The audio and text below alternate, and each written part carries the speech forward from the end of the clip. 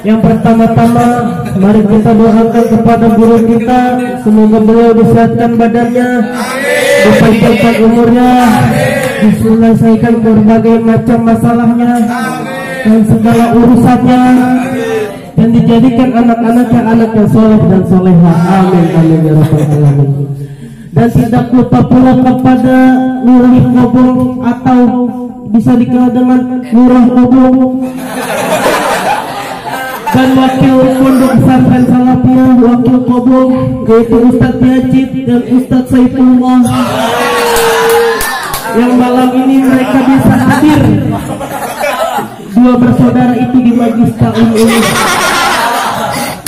Dan mari kita doakan beliau disehatkan badannya, dipanjangkan umurnya, dan diberikan anak yang soleh dan soleha. Dan tidak lupa pula kepada polisi Kobong Salafiyah Darul, mari kita doakan beliau disehatkan badannya, dipanjangkan umurnya, dan diberikan istri yang sesuai beliau inginkan.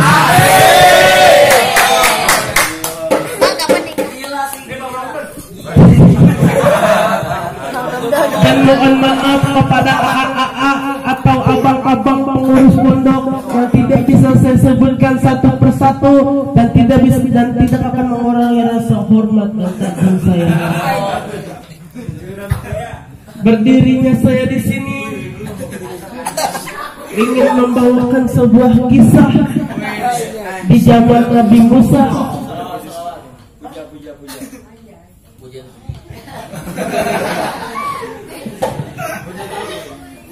Dan berdirinya saya di sini ingin menyampaikan sebuah kisah.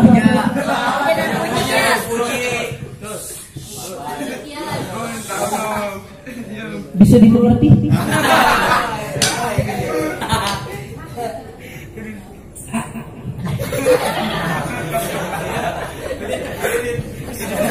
Ingin membawakan kisah di zamannya Nabi Musa, yaitu orang paling kaya di zamannya Nabi Musa alaihissalam. Pada di zaman itu hiduplah seorang pemuda yang bernama Korun, mempunyai satu istri, 3 anak, dan dia juga sangat rajin sholatnya. Harus positif ini teman-teman. Dia selalu atau setiap hari selalu yang namanya sholat, tidak pernah ketinggalan. Tapi dia orang fakir miskin dan tidak punya apa-apa, hanya punya sebuah rumah bilik kecil. Rumah itu juga kayak ingin roboh, dan dia setiap hari pekerjaannya hanya membetulkan rumahnya dengan bambu-bambu atau balok-balok yang ia temukan depan rumahnya. Lalu suatu ketika di malam hari, hujan, badai, angin ribut yang hampir ingin menerkam sebuah rumah bilik ia yang kecil itu. Di pagi harinya ia buru-buru membetulkannya. Di saat membetulkannya ia terkaget pas dia buka pintu, itu ada seorang Nabi Musa alaihissalam menyapa beliau. Hai sahabatku, assalamualaikum.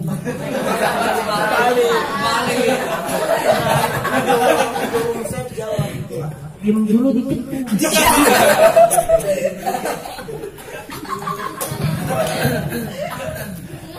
Lalu si Korun itu jawab, oh engkau baginda Allah, Nabi Allah Musa. Lalu Nabi Musa bilang, gimana keekonomianmu? Apakah baik saja? Namun Korun menjawab, tidak, anak istriku tiap hari yang menangis, menahan rasa lapar yang ia derita hingga saat ini. Lalu keesokan harinya Nabi Allah Musa setiap sholat subuh itu berdoa agar Korun diberikan rezeki yang melimpah. Dan suatu ketika di pagi harinya Nabi Allah Musa itu nyamperin si Korun dan memberikan satu buah genggam emas, serbuk emas, dan Korun diajari untuk mengolah sebuah pabrik emas. Dan beberapa hari kemudian pertumbuhan Korun yang tadinya kurus, kering, kurang gizi, dan sekarang sudah berkembang biak. Kayak siapa? Kayak siapa? Dia mempunyai toko emas. Lalu beberapa tahun kemudian masih lama-lama melimpah. Yang tadinya cuma segenggam sampai sekerdus, seterak.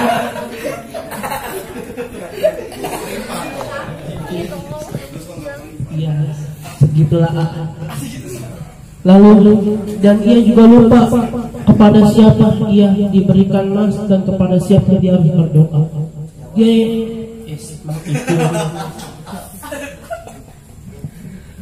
lalu seketika itu dia menjadi sombong. Yang tadinya benda haram dia halalin, yang halal dia halalin.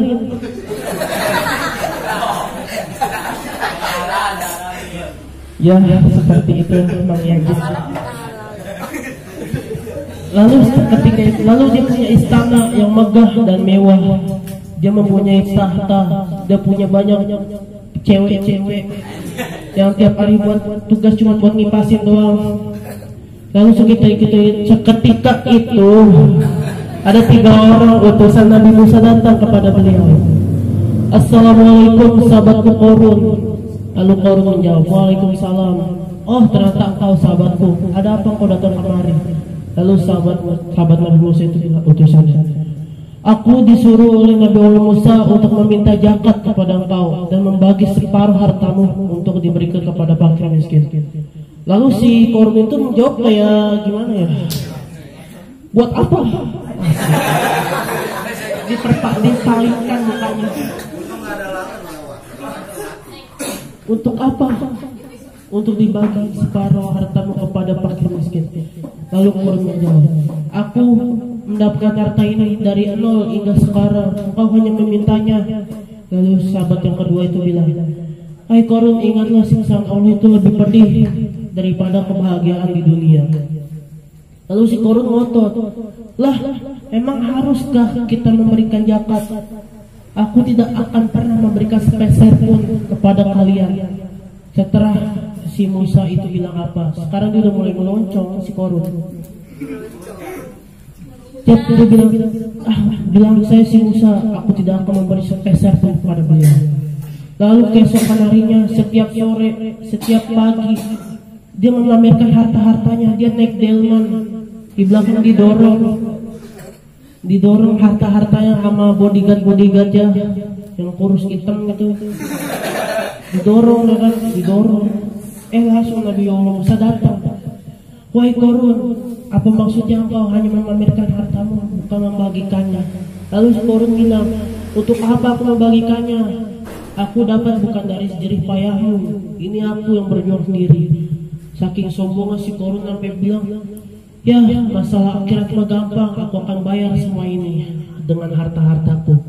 Lalu Nabi Allah Musa berdoa di tempat itu juga. Di saat malam harinya, petir, hujan, tanah, badai, 5 elemen menjadi satu. 5 elemen menjadi satu. Di saat itu rumah si Qarun yang tadi istana megah bergelora, bergetar, ibarat bumi ingin terbelah menelan rumahnya. Lalu yang lainnya bodyguard itu lari. Qarun hanya memikirkan harta, tidak memikirkan dirinya sendiri. Hartaku, di mana hartaku? Wahai pelayan, selamatkanlah hartaku. Si pelayan malah lari meninggalkan Qarun yang bodoh amat. Lalu si Qarun itu terjun ke hartanya, meskipun harta telan bumi, dia terjun tetap kayak bahagia banget gitu. Wah harta, jebret. Kira-kira dia telan bumi. Lalu yang tadinya rumahnya kokoh, sekarang hanya tinggal rerumputan. Lalu warga situ kaget, kemana pergi? Oh ternyata ini yang namanya azab Allah. Hanya sekian yang dapat saya sampaikan, karena anak cewek sudah pada ngantuk, sudah mulai ingin tidur. Mohon maaf jika berdiri saya lama di sini, karena saya ingin menyampaikan beberapa patah. Billahi taufiq wal hidayah. Wassalamualaikum warahmatullahi wabarakatuh.